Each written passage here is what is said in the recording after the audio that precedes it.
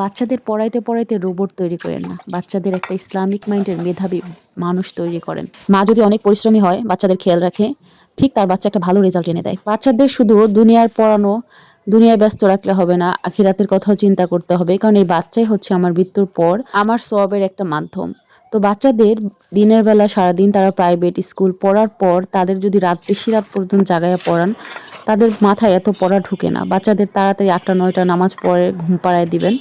এশার নামাজের পরে ঘুমায়া যেতে বলবেন। আবার ওদিক থেকে ৩টা বাজে বা ৪টা বাজে তাহাজ্জুদের সময় উঠাইয়া দিয়া বলবেন, আব্বু ১ রাকাত নামাজ পড়ো, ২ রাকাত নামাজ পড়ো।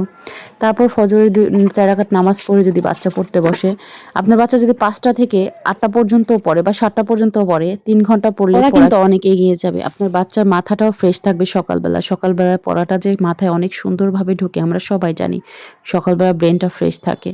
তো বাচ্চাদের এমন অভ্যাস করলে আপনার বাচ্চা আস্তে আস্তে ফজরের নামাজে অভ্যাসী হবে, এমনকি পড়াশোনায়ও অভ্যাসী হবে। সে যদি সকালবেলা জাস্ট ৩ ঘন্টা পড়ে, দেখবেন সেই বাচ্চা সারাদিন যদি কমও পড়ে তারপরও সে ভালো রেজাল্ট করতেছে। কারণ সকালবেলা ৩ ঘন্টা আর সারা রাত্রে আপনি ৩ ঘন্টা কখনোই মিলবে না। সারাদিন স্কুলে দৌড়াদৌড়ি, খেলাধুলা, পড়ালেখা সবকিছুর চাপে বাচ্চাদের রাতের বেলা অনেক প্রেশার হয়ে যায়। তারা ক্লান্ত হয়ে পড়ে। তখন বাচ্চাদের প্রেশার দিলেও তাদের পড়াটা মাথায় ঢোকে না। আর সকালবেলা ঘুম থেকে উঠে মা যদি ১ কাপ চা অথবা কফি বানিয়ে দিয়ে, একটা বিস্কুট খাওয়ায়া, নামাজ পড়ায়া, চোখে পানি দিয়ে পড়তে বসায়, মারও কষ্ট করতে হবে। শুধু বাচ্চা ঘুম থেকে উঠে পড়বে আর মা ঘুমিয়ে থাকবে তা কিন্তু হবে না। পাশাপাশি মারও পরিশ্রম করতে হবে। আর আমি বলব আপনার বাচ্চাকে মৃত্যুর ভয় দেখান। তার যে পৃথিবীতে থাকার জায়গা না বা সে পৃথিবীতে থাকবে না, তার যে চলে যাইতে হবে, এই ছোটবেলায় আপনি যদি বাচ্চার ব্রেইনটে এটা ঢুকান, আপনার বাচ্চা দেখবেন মিথ্যা কথা বলবে না, খারাপ কাজ করায় জড়িত হবে না। সে সত্য কথা বলবে। যদি আপনি আরো উদাহরণ দিয়ে দেখান যে, দেখো বাবা, অমুক বাড়িতে এই লোকটা মারা গেছে। তার হায়াত যতটুকু নিয়ে আসছে সে ততটুকুই বাঁচছে।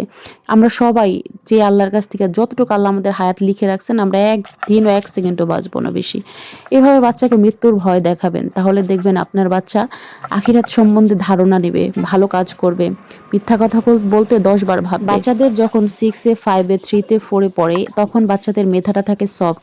আপনি আপনার বাচ্চাকে যা বুঝাবেন, যা দেখাবেন সে তাই শিখবে।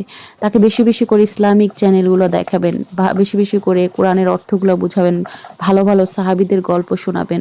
তাহলে তারা বড় হয়েও এটা তাদের মাথায় গেঁথে যাবে। বড় হয়ে তারা যে যেরকমই থাক, তাদের মাথায় একবার হলেও আসবে যে ছোটবেলায় আমি এটা শিখছিলাম, এটা আমাকে করতে হবে।